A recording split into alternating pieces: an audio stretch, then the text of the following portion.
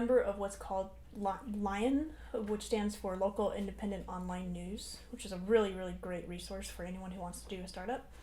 But I would say most of the members there are male. There are a couple females. So it is kind of cool to know that I started this and as a woman and able to continue it going and be a female leader in the community by doing this.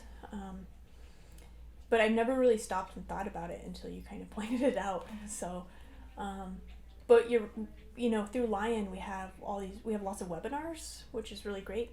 And I was thinking about it last night. Every single one of those webinars have been led by a man, and we have a Facebook group that's lots of comments. It's a really great resource, but it's male dominated for sure. So it definitely is an industry, just like journalism used to be a kind of a male dominated industry. I think that's changing. The startup world is definitely male dominated. And so I think what I would like to see is because there are other females who started projects like this, and I think if we could maybe work together somehow and just bounce ideas off each other, and that would be really helpful, I think. I started my startup is called Spokane Faves, which stands for Faith and Values, and I originally started it in Connecticut, actually, in 2009 when the newspaper industry took a big hit. And so my background is in religion reporting, and all of the newspapers across the entire state of Connecticut had stopped covering religion and had gotten rid of the faith sections completely.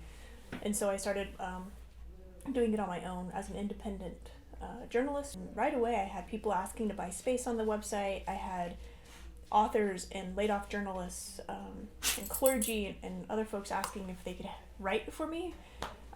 So that was great. I had all this commentary, and then I was doing the journalism. The web lends itself to multimedia, so I was doing video and all kinds of fun stuff.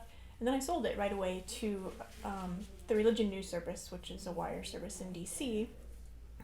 That wire service hired me then to help them start similar sites across the country. They had this idea that it would be kind of a patch.com of religion news. That's how I ended up in Spokane, and they renamed the site Spokane Faith and Values, which I have since changed to Spokane Fave because I think it sounds better. I still don't love the name, but so that's kind of how I started it. What I have experienced is one of our board members, he used to be on our board, he's not anymore, but he was our vice president. His name is Skylar Oberst, and he's now the president of the Spokane Interfaith Council. And we worked really well together. We still work really well together.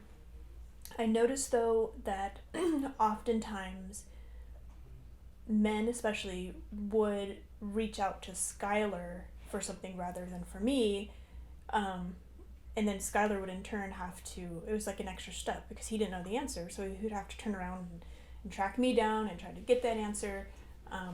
So it's almost like people just assumed maybe that he was over me in some way, even though I was the executive director.